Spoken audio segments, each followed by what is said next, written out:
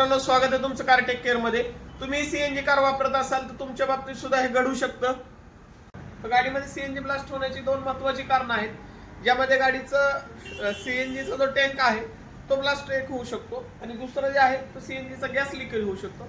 हे जर तुम्हाला टाळायचं असेल तर त्यासाठी कुठल्या गोष्टींची काळजी घेतली पाहिजे ते आपण बघणार आहोत। पाठीमागच्या साईडला सीएनजी टँक येतो, ज्याचं दर 3 वर्षानंतर हायड्रो टेस्टिंग करणं आवश्यक असतं। हायड्रो टेस्टिंग मध्ये तो सीएनजी टँक वापरण्यास योग्य आहे किंवा नाही याची पूर्णतः तपासणी केली जाते। त्या रिगार्डिंग तुम्हाला सर्टिफिकेट सुद्धा दिलं जातं।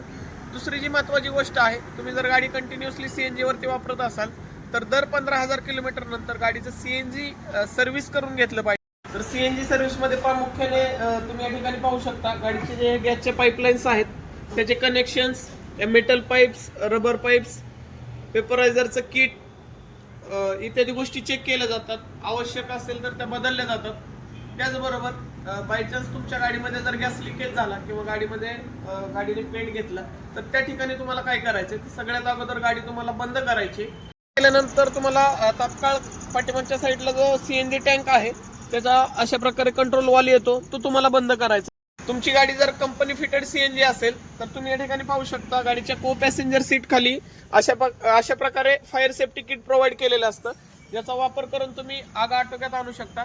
तुमची गाडी जर आउटसाइड सीएनजी फिटेड असेल तर ते किट प्रोव्हाइड केलं जात नाही, ते परचेस केलेलं तुम्ही अतिशय आवश्यक असतं। अशाच माहितीसाठी आम्हाला नक्की फॉलो करा। धन्यवाद।